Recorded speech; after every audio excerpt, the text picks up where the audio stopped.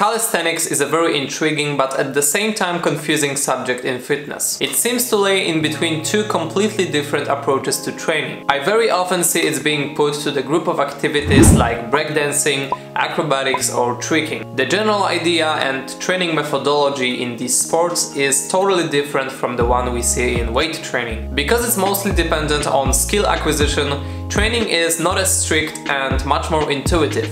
That's just the nature of developing a skill. If you want to learn backflip, for instance, you most likely don't do consecutive sets and reps of certain exercises. Instead, you drill the technique by constant practice and paying attention to certain cues. You see, the nature of calisthenics is dual, meaning while there is a lot of skill and practice involved, ironically, this form of training has much more in common with strength sports. And the perfect example here might be powerlifting. Lack of basic strength training principles application and treating bodyweight skills like tricks is not the most efficient way to make improvements. To raise the awareness, I decided to prepare 3 things that we as calisthenics athletes can learn from powerlifters and their general approach to training. By introducing some of these tips and strategies, we can greatly benefit in all areas of our training, break plateaus and get a wider perspective on training process. Let's find out what calisthenics can learn from powerlifting.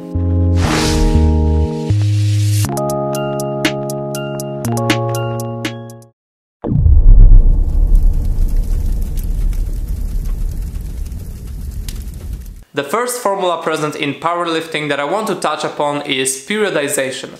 What does this term mean? Periodization is used in the variety of different sports. In short, it's the systematic planning of training that involves cycling of various aspects of training program during the specific period of time. Now, there are different kinds of periodizations and it's not the time to go in depth on that, but it usually divides the year into phases during which athletes focus on different goals. The closer to the competition, the less general and more specific training becomes. In powerlifting, one of the simple models is first going through the accumulation phase, during which athletes' goal is to build muscle mass by integrating more training volume, usually followed by the intensification phase, during which athletes want to take the advantage of previously built muscle by making it more efficient and stimulating the strength adaptations. As the competition gets closer, athletes go through the peaking phase, during which the specificity gets very high and most of the volume aside from 3 main lifts gets excluded. 1 week before competition, they usually take a break from heavy lifting and go through the tapering phase, during which the goal is to reduce the fatigue levels but still maintaining the efficiency of movements, in other words, keeping it greasy. The goal of the periodization is optimizing performance on the competition day. And while in the calisthenics most of us probably don't compete, we can still benefit from applying some of those strategies. Now, we don't have to divide the whole year to take the advantage of periodization. What I like doing personally is simply going through the general phase, during which our aim is to build muscle and strength. During this phase, we don't focus so much on skills, we don't practice that much of static holds, and we use the wide variety of different exercises. After some time we can transition to skill phase, which is the exact opposite attitude. Here we're gonna mostly drill the technique and specific strength. We practice more frequently but with less volume, so we don't generate that much of fatigue. Fun way to finish this kind of cycle is by doing testing session, during which after taking a couple of days of rest, we test if we made improvements and achieved our training goals. Aside from making our training less monotonous and more enjoyable, focusing on one aspect of performance is a blessing. That's why I highly encourage you to introduce some sort of periodization into your training.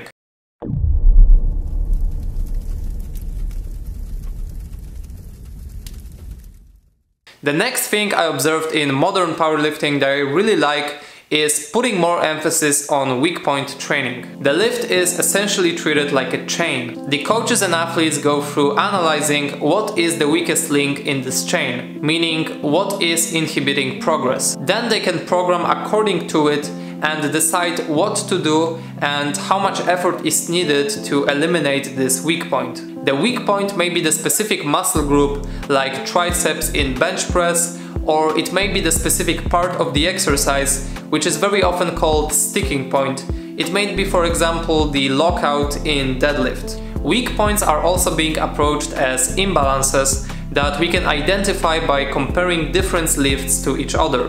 For example, the relation between bench press and overhead press, or between deadlift and squat. It gives the coach and athlete the wider perspective of potential cues to look at during programming. It can be simply adding more volume, but also some accommodating resistance techniques, pauses, isolations. It can also be work on technique to improve the efficiency of the movement. The whole concept can be very well implemented to bodyweight training. Let's take the example of 90-degree push-up.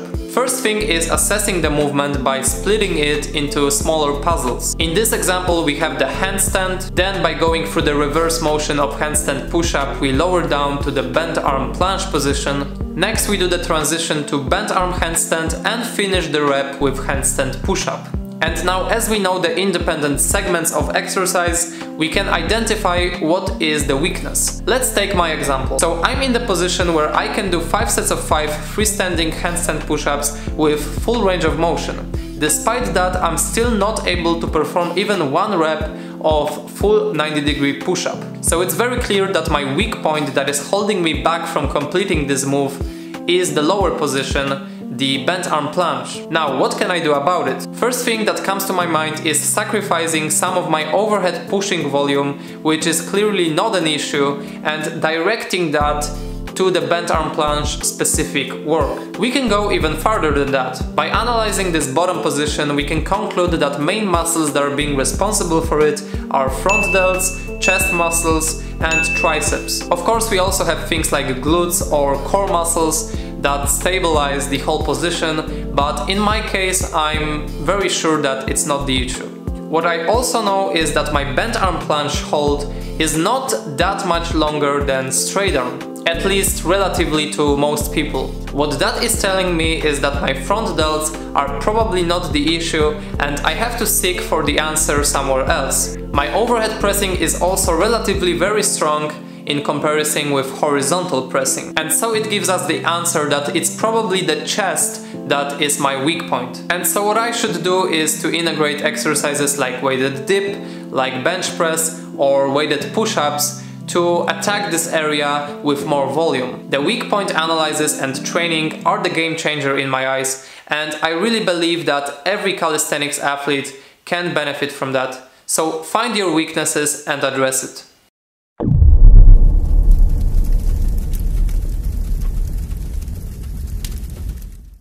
Now, this point is rather a couple of things that I find are present and essential in powerlifting and at the same time annoyingly problematic in calisthenics. Because the powerlifting is so straightforward, as you step into the circles you already know what is your goal. It's increasing the big three: squat, deadlift and bench press. And while there are many components of achieving this goal, the main source of drive remains the same through the whole training career. In calisthenics, what is beautiful but also self-destructive is a huge variety of potential things to work on. And that constant distraction doesn't allow us to stick to the one thing and really improve. Apart from very clear goals, powerlifters seem to be very diligent in sticking to one training system. And that's mostly due to a holistic view on programming, looking at it as a process in which every phase is correlated with another. Instead of that, in calisthenics we tend to create routines, and we look at things in a scale of separate days, or at most separate weeks, and we determine our progress that way. The very common thing is program hopping, and it's highly correlated to the first point. Instead of hopping from goal to goal and from one routine to another, we should come up with the system and stick to it. This will not only positively impact our gains, but also prevent from mental gymnastics and constant overthinking stuff. I'm very curious if you know other things that we can implement from other sports to make improvements in bodyweight training. If you have a suggestion what sport that could be, leave it in the comments. Also, if you decided to incorporate some of these 3 principles to your training, tell me what is it and how you're gonna implement it. This was Things Movement TV. Talk to you next time.